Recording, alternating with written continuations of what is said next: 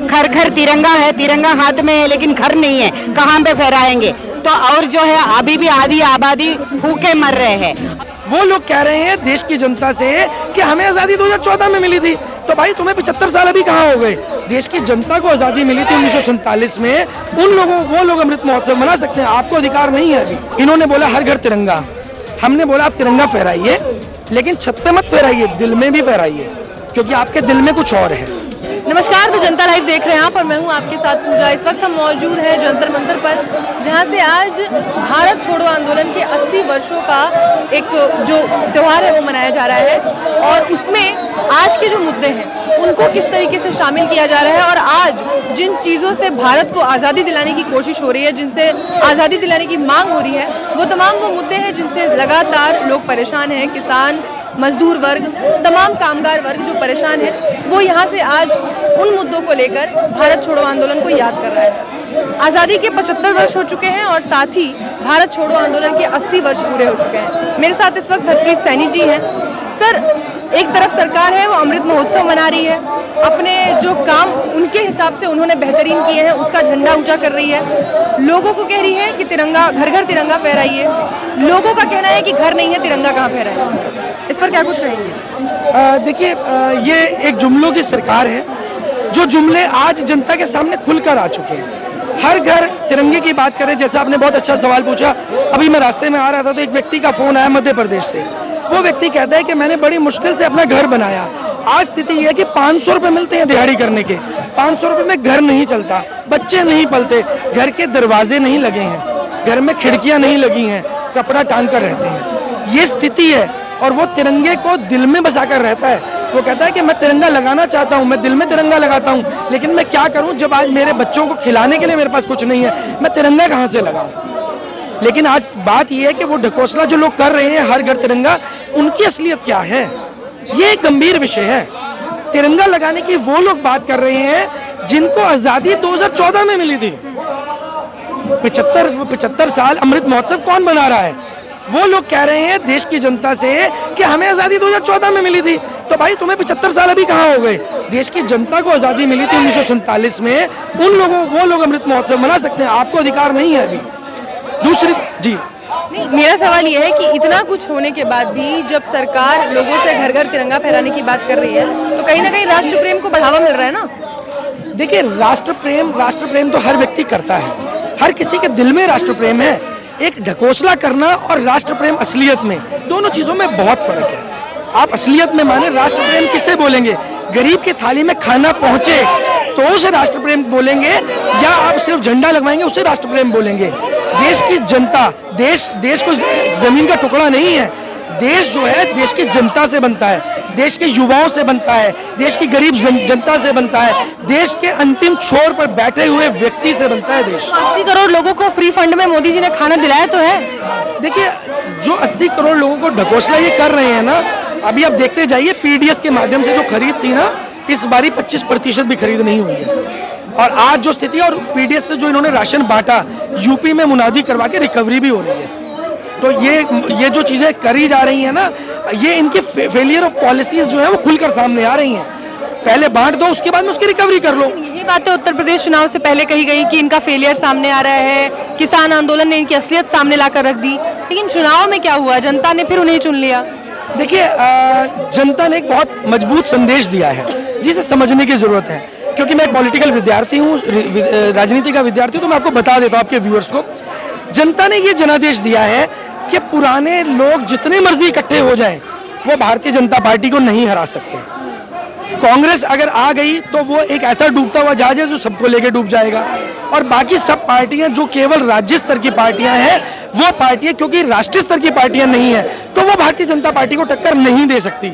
जनता उन पर विश्वास नहीं कर सकती, क्योंकि उससे कहीं ना कहीं विकास जो है वो प्रतिबाधित होता है। उससे क्या हुआ कि राज्य में अलग पार्टी है, केंद्र में अलग है, तो विकास में बाधा आती है। इसलिए जनता ने जनादेश दिया कि हमें इस बारी जब तक कोई विकल्प नहीं है, हम भारतीय जनता पार्टी को जनादेश दे रहे हैं। वही उसी वक्त दूसरी ओर पंजाब में जब चुनाव होता है, तो एक ऐसी पार्टी, राज्य स्तर की पार्टी जो दिल्ली में ऑलरेडी काम कर रही है, उसको जनादेश दे दिया जाता है, क्योंकि वहां पर एक विकल्प दिया गया, विकल्प दिखाया गया, एक मजबूत चेहरे को रखा गया।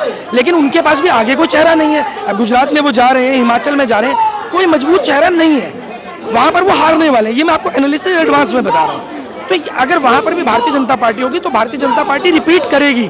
कांग्रेस अपने आप को सरेंडर कर रही है कि कोई दूसरा विकल्प आ जाए। तो आपको लगता है कि 2024 में भी भारतीय जनता पार्टी रिपीट करेगी? नहीं, नहीं करेगी।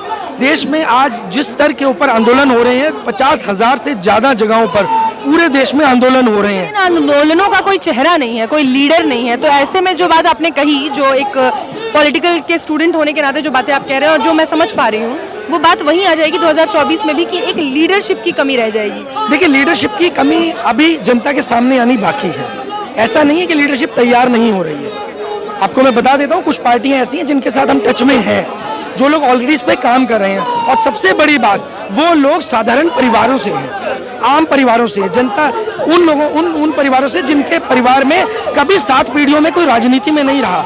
और वो लोग हैं जो इंटेलेक्चुअल हैं, जो आपके आगे मजबूती से अपनी बात रख सकते हैं। किसी भी तथ्य आधार पे आप बात कर सकते हैं। जहां आप जाएंगे, आज भी उनके घर जाएंगे। तथ्य पे बात होती कहाँ है? पूरे इलेक्शंस में हमने देख लिया, तथ्य पे कौन सी पार्टी बात करती है? अब्बा जान, भाई जान, चचा जान, मुफ्त का अनाज, इन मुद्दों पर तो बात होती है। तथ्य चाहिए किसको? देखिए, ये आपको लग रहा है क्योंकि अभी तक बड़े स्तर पर कोई तथ्य नहीं आया है। मैं आपको बता देता हूँ, आने वाले 20 साल भारत में केवल और केवल वही पार्टी सरवाइव करेगी जो मजबूती से देश की जनता के सामने राष्ट्रवाद को रख पाएगी। और ये चीज हम अच्छी तरह पॉलिटिकल विद्यार्थी होने के नाते जानते हैं। इस मामले में तो बीजेपी का कोई तोड़ ही नहीं है। जी नहीं, ऐसा नहीं है। मैं आपके सामने तथ्य रख देता हूँ। इन्होंने बोला हर घर तिरंगा, हमने बोला आप तिरंगा फहराइए, लेकिन छत पे मत फहराइए, दिल में भी फहराइए, क्योंकि आपके दिल में कुछ और है। आप भारतीयता की शपथ लीजिए। देश की हर पार्टी ने शपथ ली, कांग्रेस ने ली, बीएसपी ने ली, आरजेडी ने ली, हर पार्टी ने शपथ ली, आम आदमी पार्टी के लोगों ने भी ली, लेकिन भारतीय जनता पार्टी के लोगों ने नहीं ली। क्यों नहीं ली? अब मैं आपको शपथ बता देता हूँ। मैंने लिया वो शपथ, मैंने वो शपथ ली। मेरा नाम हरप्रीत सिंह सैनी भारतीय शपथ लेता हूँ कि मैं किसी भी व्यक्ति के साथ जाति, धर्म, भाषा, क्षेत्र, लिंग या किसी भी आधार पर भेदभाव नहीं करूंगा। भारत के संविधान का सम्मान करूंगा और अपनी मर्जी से अपने नाम के साथ भारतीय शब्द जोड़ने को तैयार हूं। इसमें कोई समस्या है? आप बताइए, कोई समस्या है इसमें? लेकिन भारतीय जनता पार्टी के लोग ये शपथ लेने को तैयार नहीं है। तो जो फर्जी राष्ट्रवाद है वो यहाँ से हम उजागर कर रहे हैं और यहाँ से एक संदेश देने का प्रयास कर रहे हैं देश की जनता को कि ये लोग किसी भी कीमत पे जाति धर्म का जो भेदभाव इनके मन में बसा हुआ है, ये उसको नहीं मिटाएंगे। ये झंडे की जो बात है, झंडा फहराने की, तो आम आदमी पार्टी ने भी मुहिम चलाई थी, करोड़ों पैसे इन्वेस्ट किए, हर कॉलेज में, हर यूनिवर्सिटी में झंडा लगाया, चौराहे पर लगाया, तो उन पर ये आरोप नहीं लगे। और जब बीजेपी कह रही है हर घर झंडा, तो उन पर आरोप क्यों? देखिए, मैंने आपको बताया, आम आदमी पार्टी के लोगों ने भी ये शपथ ले ली। देश में 95% जनता है जो इकट्ठे रहना चाहती है, सेकुलर है, जिसमें बहुत से लोग ऐसे हैं जो कहते हैं नहीं ब्राह्मण अलग रहना चाहते हैं। नहीं, ऐसा नहीं है। मेरे साथ बहुत से ब्राह्मण भी काम करते हैं। पूरे देश की जनता जुड़ी है। आप रैंडमली सर्वे कर लीजिए, 100 लोगों के पास जाएंगे तो 95 लोग वो होंगे जो इकट्ठे रहना चाहते हैं, 5 लोग वो होंगे जो कट्टर हैं, जो हर धर्म में मिलेंगे, हर जाति में मिलेंगे। वो 5% लोगों को सिर्फ अलग करना है। देश की 95% जनता इकट्ठी हो जाएगी। तो ये 5% लोग मिलकर इस देश को, जो आप कह रहे हैं कि जो सेक्युलर फैब्रिक है, उसको तोड़ने में कामयाब हो रहे हैं। ये मंदिर मस्जिद का ड्रामा कर रहे हैं, ये तोड़ने का भी प्रयास कर रहे हैं। और इन्होंने क्या किया, अंग्रेजों की नीति को अपनाया, लोगों को जाति, धर्म, भाषा, क्षेत्र। और मैं बताऊं कि ये तो महिलाओं को भी अलग मानते हैं। मतलब एक महिलाओं के लिए अलग जाति इन्होंने बना दिया। ये तिरंगे का सम्मान क्यों नहीं करते, मैं ये भी बता देता हूँ। तिरंगा किसने दिया था? भारत को तिरंगा देने वाली एक महिला थी, ICS अधिकारी थी। इनके लिए सबसे बड़ी प्रॉब्लम थी कि एक महिला के दिए हुए तिरंगे को क्यों स्वीकार करें। दूसरी बात, वो महिला जो है वो मुस्लिम महिला थी, इस वजह से 70 साल इन्होंने तिरंगे को स्वीकार नहीं किया। और आज भी ये नफरत करते हैं। आज भी आप संघ में जाकर देखिए तो महिलाओं के लिए कोई स्थान नहीं है, वहाँ पर कोई जगह नहीं है उनके लिए। और कितनी डिसरिस्पेक्ट होती है। अभी आप कल नोएडा का केस देखिए, वो त्यागी वाला जो केस है, उससे पहले आप हाथरस की घटना देखिए, उससे पहले उन्नाव का केस देखिए। महिलाओं के प्रति कितना सम्मान ये लोग करते हैं।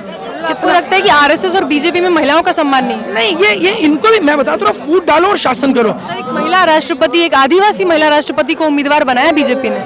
देखिए, महिला राष्ट्रपति है, बहुत अच्छी बात है, मैं उनका सम्मान करता हूँ, लेकिन हम चाहते हैं APJ अब्दुल कलाम जैसा एक काबिल राष्ट्रपति। आज हमें देश को आगे लेकर जाना। आपको लगता है द्रौपदी मुर्मू काबिल नहीं है? देखिए, जो भी व्यक्ति किसी कट्टर सोच से इन्फ्लुएंस्ड हो, या किसी एक प्रॉपर पार्टी की विचारधारा को सपोर्ट करते हो, वो व्यक्ति कितना सक्सेस होगा या नहीं होगा ये तो आने वाला समय बताएगा। इसके ऊपर मैं वक्तव्य नहीं रखना चाहूँगा क्योंकि सबसे बड़े पद पर वो बैठे हैं। मुझे नहीं लगता कि अभी टिप्पणी करने का समय है, लेकिन समय रहते वो चीज़ें सामने आएंगी और हम ऐसा मानते हैं कि द्रौपदी मुर्मू जी जो है वो इससे बाहर निकलेंगी और एक कठोर निर्णय लेकर एक न्यूट्रल तरीके से देश को एक अच्छा राष्ट्रपति वो हैं ये साबित करेंगे। द्रौपदी मुर्मू का जो कार्यकाल रहा है उन पर एक भी ऐसा कोई आरोप नहीं है, किसी पार्टीवाद का या किसी का पक्षपात का कोई आरोप नहीं है, तो ऐसे में वो एक बेहतर राष्ट्रपति है या नहीं ये तर्क करना सही है? देखिए, मैंने आपको बोला कि ये तो आने वाला समय बताएगा, लेकिन हाँ ये तय हो चुका है कि जिस तरीके से रामनाथ कोविंद जी के गद्दी पर रहते हुए दलित भाइयों का विकास हुआ, मुझे भी ऐसा लगता है कि आज आदिवासियों का विकास भी ऐसा ही होगा जैसा कि दलितों का विकास हुआ द्रौपदी मुर्मू जी की सीट पर बैठने के बाद। जी, ऐसे में बीजेपी जो हिंदुओं का जो हिंदू राष्ट्र बनाने की बात करती है, ऐसे में तो इस देश में एक भी हिंदू को परेशान नहीं होना चाहिए। देखिए, हिंदुओं को क्या चाहिए? हिंदुओं को शिक्षा चाहिए, हिंदुओं को रोजगार चाहिए, हिंदुओं को रोटी चाहिए, हिंदुओं को मुद्दे की बात करनी है। आज देश के सभी हिंदू इकट्ठे हो गए हैं। क्यों हो रहे हैं? वो सब लोग ये चाहते हैं कि आज हमारे मुद्दे पे बात करिए, आप रोजगार पे बात करिए ना, आप उस पे बात कौन सा हिंदू सर रोजगार की बात कर रहा है? ये इनको तो राम मंदिर चाहिए, इनको मथुरा में मंदिर चाहिए, इनको काशी में मंदिर चाहिए। नहीं, देखिए, आपको ऐसा लग रहा है क्योंकि देश की जनता को इतना ज्यादा दबा दिया गया कि अगर आप बोलेंगे तो आपको जेल में डाल दिया जाएगा, इसलिए लोग बोलने से डर रहे हैं। परिवार कैसे चलेगा? आज वित्तीय स्थिति टूट चुकी है। हमारा ऑलरेडी कैंपेन चल रहा है सोशल मीडिया पे। हमारी टीम एक दिन के अंदर कम से कम 10,000 कॉल्स अटेंड कर रही है, 10,000 कॉल्स पर डे, और हर दूसरा व्यक्ति देश के अंदर कर्जे में दबा हुआ है। हर दूसरा व्यक्ति, चाहे वो प्राइवेट कर्जे में है, चाहे वो बैंक के कर्जे में, उन मुद्दों पे तो बात कर नहीं रहे। अभी आपके व्यूअर्स को मेरा नंबर जाएगा, वो लोग जाके मुझे सर्च करेंगे, मेरे को फोन आने शुरू हो जाएंगे और ऑलरेडी आ रहे हैं। अभी भी ऑलरेडी 20 से ज़्यादा मिस कॉल मेरे फोन पे, मैं कॉल दबा रहा हूँ, बंद कर रहा हूँ। ये इसीलिए जो कॉल्स आ रही हैं हम लोग उनकी मदद करने का प्रयास करें। आप कह रहे हैं बोल नहीं रहे हैं। कुल मिलाकर आपको लगता है कि जनता सिर्फ एक विकल्प का इंतजार कर रही है, वो विकल्प जैसे ही उनके बीच में आएगा वो तुरंत अपने मुद्दों पर बात करना शुरू कर देंगे? जी बिल्कुल बिल्कुल, और विकल्प सामने आना शुरू हो चुका है। सिर्फ जनता को थोड़ा समय लग रहा है क्योंकि विकल्प कोई जादू की छड़ी नहीं है कि एकदम से सामने रख दिया जाए। अगर आप ढूंढेंगे तो मिलेगा, दिखना शुरू हो चुका है। आज आप लोग यहाँ किस लिए एकत्रित हुए? देखिए, आज जो है पूरा किसान सभा, खेत मजदूर यूनियन और CITU के आह्वान पे पूरे देश के अंदर में जो ये भारत छोड़ो आंदोलन का और ये आज़ादी के 75वें साल के अवसर पर मना रहे हैं कि जो असली आज़ादी के बारे में बात करने के लिए, तो उसी में जो हम लोग यहाँ पे एक सिंबॉलिक, क्योंकि पूरे भारत में मना रहे। असली आज़ादी मतलब? असली आज़ादी माने जनता भूखे है, जनता के लिए जो है खाने के लिए जगह नहीं है, घर घर तिरंगा है, तिरंगा हाथ में है लेकिन घर नहीं है, कहाँ पे फहराएंगे? तो और जो है अभी भी आधी आबादी भूखे मर रहे हैं। और अभी जो किसानों का जो वादा खिलाफी किया है कि मोदी सरकार ने जो बिजली का बिल जो है पेश नहीं करेंगे बोला, आज के दिन में यहाँ पेश किया है।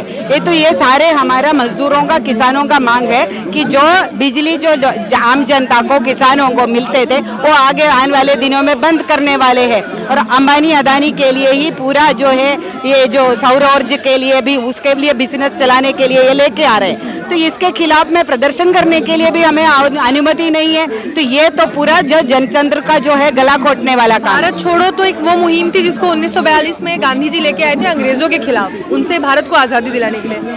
अब हमें भारत छोड़ो आंदोलन को याद करने की जरूरत क्यों है? हम यही बोल रहे हैं कि जो मल्टीनेशनल कॉरपोरेशंस है जिसके लिए ये सरकार ये कानून लेके आ रहे, असली तो उनके लिए ये सत्ता चल रहे हैं। यहाँ पे जो दमन हो रहे हैं और जो हमारे लिए अनाज है नहीं, उनका बाजार के लिए जो है अभी उस पर भी GST लगा दिया, अनाज के लिए भी GST लगा दिया और हर कानून उनके लिए बन रहे हैं, दूध के लिए भी GST। तो मल्टीनेशनल कॉरपोरेशन जो है वो अंबानी अदानी जैसे जो लोगों के लिए, देश की संपत्ति उनको लिए है। मल्टीनेशनल कॉरपोरेशन और उनका लूट को भारत छोड़ने के लिए हमने ये कॉल दिया है।